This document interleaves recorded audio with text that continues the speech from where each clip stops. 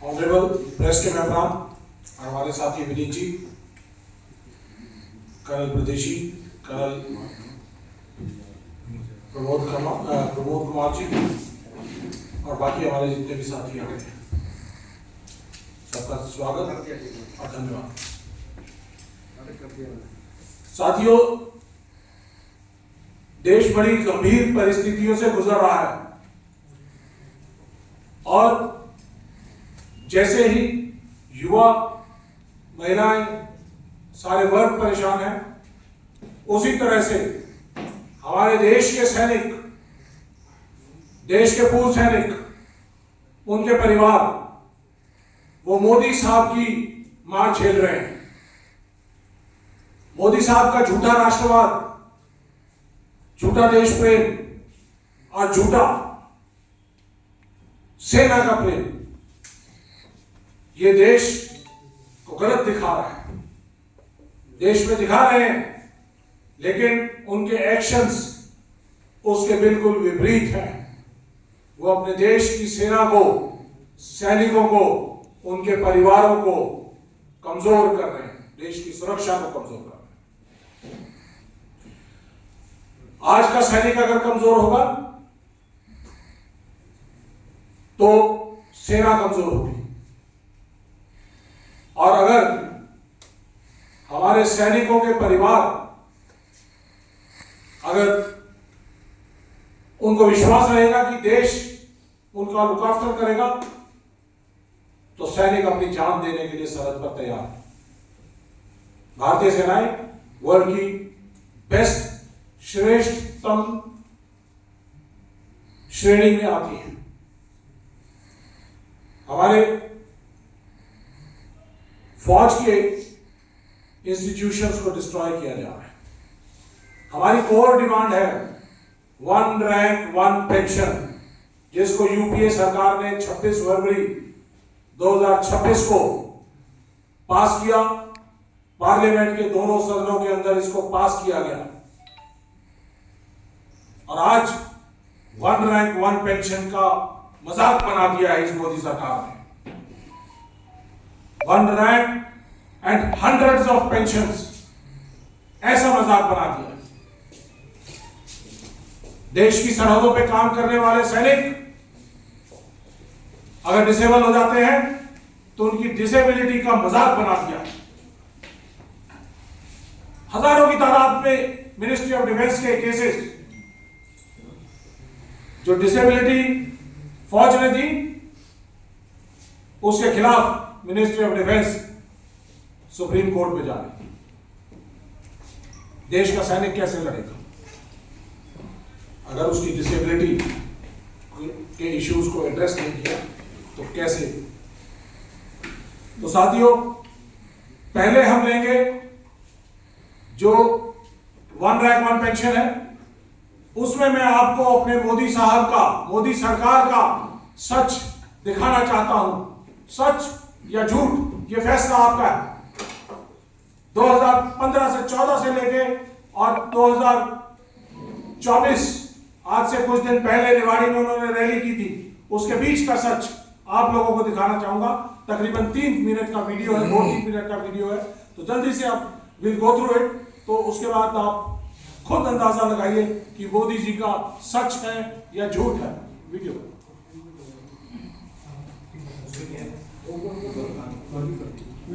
Sound please. Audio नहीं आ रहा।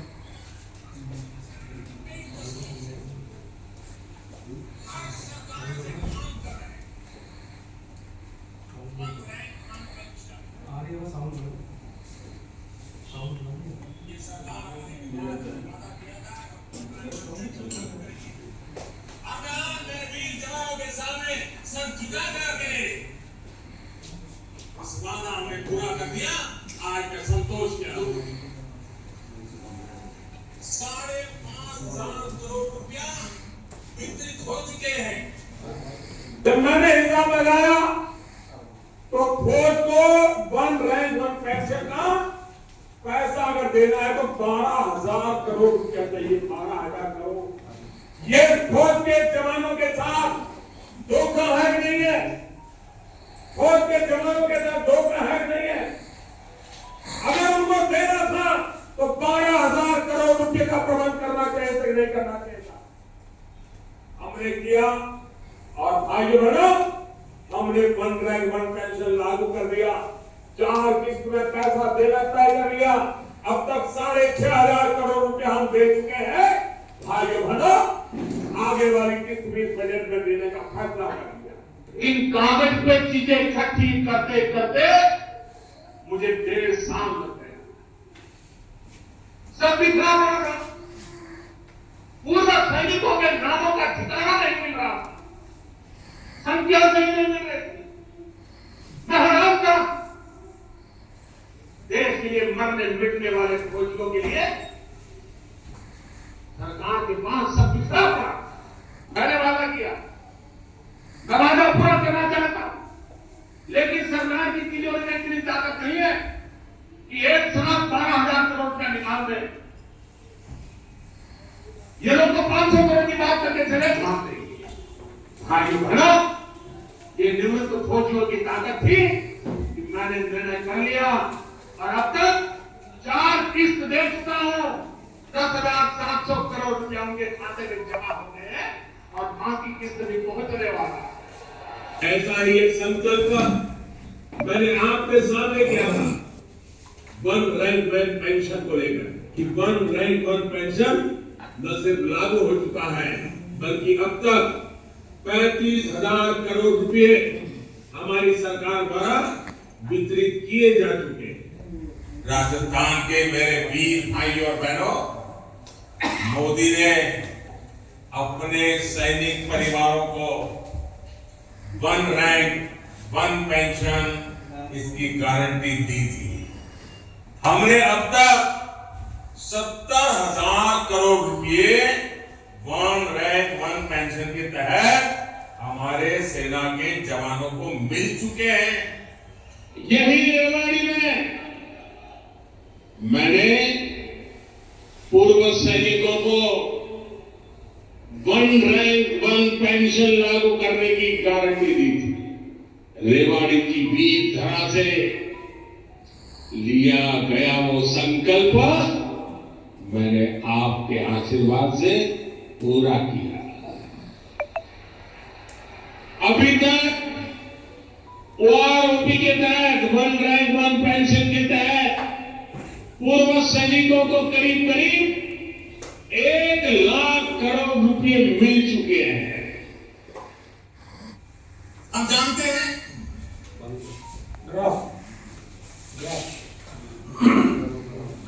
साथियों, इकोनॉमी किस तरह से ग्रो होती है मोदी साहब ने सिखा दिया है सबको। इस हिसाब से मेरे ख्याल से 5 ट्रिलियन की बात करते हैं, ये हो सकता है 15-20 ट्रिलियन तक हो सकता है, 1 साल के अंदर पहुंच जाएंगे। यह है मेरे मोदी साहब का, मेरे प्रधानमंत्री जी का सच या झूठ, ये फैसला आपको करना है। ये ग्राफ मैं आपको बताना चाहूंगा कि 2014 के अंदर जब हमने वन रैंक वन पेंशन की लड़ाई लड़ रहे थे तो पूरा मसौदा तैयार किया गया। टोटल खर्चा इसके ऊपर 8,300 करोड़ रुपए आना था। 2015 में जब इसको इंप्लीमेंट किया गया मोदी सरकार द्वारा, तो इसके बहुत सारे पहलू जो है वो हटा दिए गए और 5,300 करोड़ टोटल आउटले जो है वो पास किया गया। उसके बाद 2017 में, 18 में, 19 में ये बढ़कर 2019 में बढ़कर ये तब तक टोटल सिर्फ 17,000 करोड़ के आसपास होना चाहिए था। और ओआरओपी 2 आने के बाद ये ज्यादा से ज्यादा 23,000 करोड़ रुपया होना चाहिए था। ये मेरी प्रेजेंटेशन नहीं है, मिनिस्ट्री ऑफ डिफेंस की 23 दिसंबर 2022 की प्रेजेंटेशन है, जिसके अंदर कहा गया 23,000 crore one rank one pension के लिए निर्धारित है आज तक। तो साथियों, उसके बाद अक्टूबर 2023 में राजस्थान के चुनावों के अंदर झुंझुनू की रैली के अंदर बताया 70,000 करोड़ रुपया दे चुके हैं। और अभी कुछ दिन पहले रेवाड़ी में रैली हुई थी, तो उस रैली के अंदर बताया 1 लाख करोड़ से ज्यादा दे चुके हैं। मोदी जी देश को झूठ बोलना बंद करें, देश की सेनाओं के साथ झूठ बोलना बंद करें। आप जुमलों की सरकार चलाते हैं, देश के सैनिक जुमले नहीं ना तो बोलते ना सुनते और ना समझ सकते। देश के सैनिक अपनी सरहदों के ऊपर अगर यही जुमले देने शुरू कर दे, झूठ बोलने शुरू कर दे, तो ये अग्रेशन और ये सरहदें हम महफूज नहीं कर पाएंगे। मेरे सैनिकों से झूठ बोलना बंद करो। आपने अपने कॉर्पोरेट के साथियों को आज तक 14 लाख करोड़ से ज्यादा आपने उनके कर्जे माफ कर दिए हैं। एनपीए जो है उनको माफ कर दिया गया है। और क्या आपके पास अपनी सेना को देने के लिए 23,000 करोड़ नहीं है? 23,000 करोड़ आज तक टोटल दिया गया है और उसको कहीं पे आप 70,000 करोड़ बोल रहे हैं, कहीं पे आप 1 लाख करोड़ बोल रहे हैं। और इस तरह से जिस स्पीड से आप चल रहे हैं तो शायद हो सकता है कि पूरा का पूरा डिफेंस का जो 6,50,000 करोड़ का जो बजट है उसके बारे में भी आप ये बात करेंगे 2024 के इलेक्शंस के अंदर कि यह सब कुछ हमने वन रैंक वन पेंशन के अंदर दे दिया। क्या ये सही है? सवाल पूछना चाहिए आपको पत्रकारों को। मोदी जी से सवाल पूछिए, हमसे मत पूछिए कि आप झूठ क्यों बोल रहे हैं। मजाक बना दिया आपने इस वन रैंक वन पेंशन का। इसके साथ साथ आज हमारे पूरा जो सैनिक समाज है, पूर्व सैनिक समाज है, नाराज है क्योंकि वन रैंक वन पेंशन की जिस तरह से इन्होंने OROP 1 के बाद OROP 2 के अंदर विसंगतियां पैदा कर दी हैं। हमारे जेसीओ जवानों को जो 12,500 करोड़ 12,500 रुपया पर मंथ के हिसाब से उनको कम मिल रहा है, उसकी लड़ाई हम जंतर मंतर पे भी लड़ रहे हैं, पूरे देश भर में लड़ रहे हैं। मैं जानना चाहूंगा आपके माध्यम से कि ये 23,000 करोड़ से लेके और जो 1 लाख करोड़ के बीच का जो 77,000 करोड़ का जो डिफरेंस है, आपने किन अपने पूंजीपति साथियों को दिया है? फौजियों को नहीं दिया, फौजी परिवारों को नहीं दिया, वन रैंक वन पेंशन को नहीं दिया। आपने किन अपने पूंजीपति साथियों को दिया है? ये मैं पूछना चाहूंगा आपसे।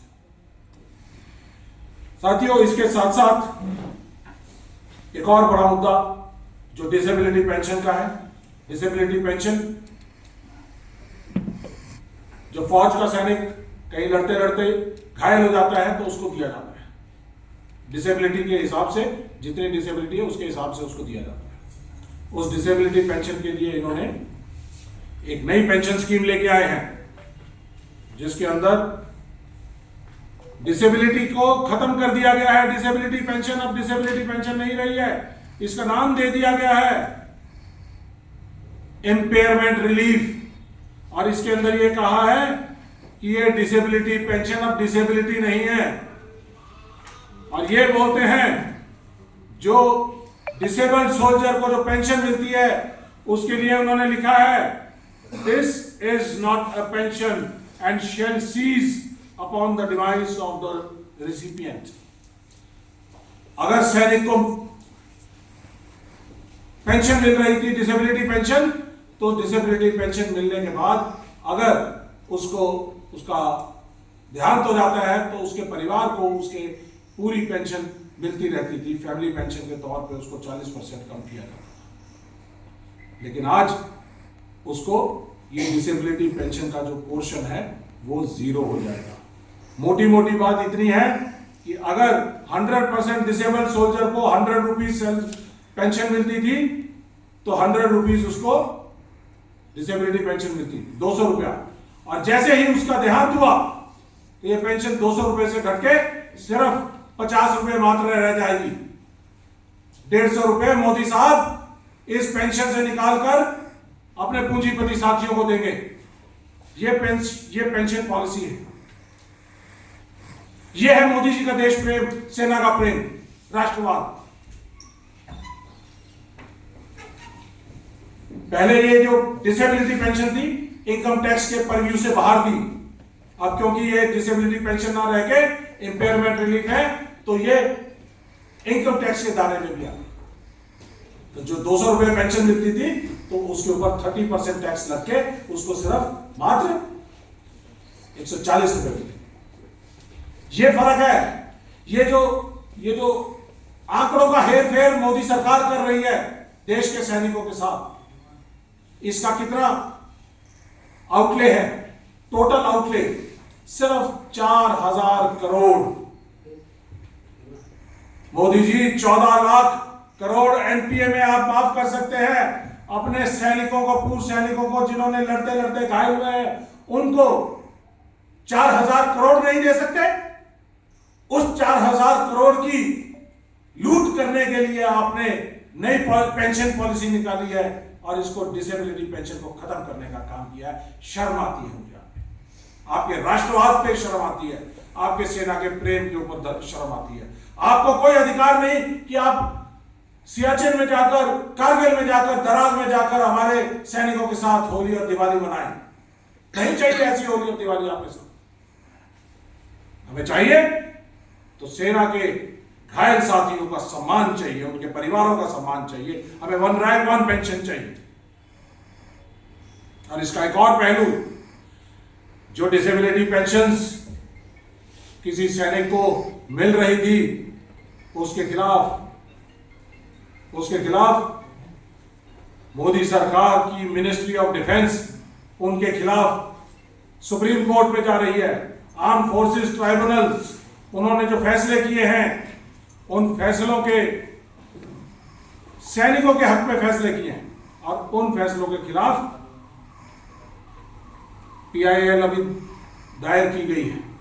ऐसी ही पीआईएल पहले 2019 में भी दायर की हुई थी और 2019 के अंदर इलेक्शंस, क्योंकि जनरल इलेक्शंस आ रहे थे, तो उस समय पर मोदी जी ने इसका संज्ञान लेते हुए वो सारे के सारे केसेस सुप्रीम कोर्ट से विड्रॉ कर दिए। आज फिर तकरीबन 3000 के करीब ऐसे केसेस हैं जो डिसेबल्ड सोल्जर्स के आर्म फोर्सेस ट्राइब्यूनल ने उनके हक में फैसले किए हैं और उसके बाद उसके खिलाफ सुप्रीम कोर्ट के अंदर और हाई कोर्ट के अंदर मोदी सरकार जा रही है। सुप्रीम कोर्ट ने कहा है कि जिस मेडिकल कंडीशन के अंदर आप एक सैनिक को सेना में भर्ती करते हो, तो रिलीज के टाइम पे उसकी वही मेडिकल कंडीशन होनी चाहिए। उसके तहत अगर उसकी कोई भी मेडिकल कंडीशंस में फर्क होता है तो वो सेना के स्ट्रेस, ट्रेन, लड़ाई और सब चीजों को संज्ञान में लेते हुए वो सैनिक की डिसेबिलिटी मानी जाए। ये कहा है उन्होंने, the Supreme Court has already ruled that the benefit of doubt is to be given to soldiers disabilities irrespective of manner of exit from service and whether the disabilities have occurred in peace or field। ये supreme court कह रहा है, मैं नहीं कह रहा हूं। Supreme court ने माना है, लेकिन मोदी सरकार इसको नहीं मानती है। मोदी सरकार के खिलाफ, मुकुल रोहतगी जी के खिलाफ स्ट्रिक्चर्स भी पास किए गए और कहा गया कि this is causing loss to the state and embarrassment to the government। The Supreme Court had thereafter passed strictures against MOD for challenging settled pension cases by the AFT Armed Forces Tribunals। आज 2023 के अंदर ऐसे ही 3000 से ज्यादा cases हैं। मोदी सरकार, आपको मैं यहां से आपके माध्यम से कहना चाहूंगा कि इनको तुरंत प्रभाव से वापस किया जाए और सोल्जर्स को सम्मान दिया जाए।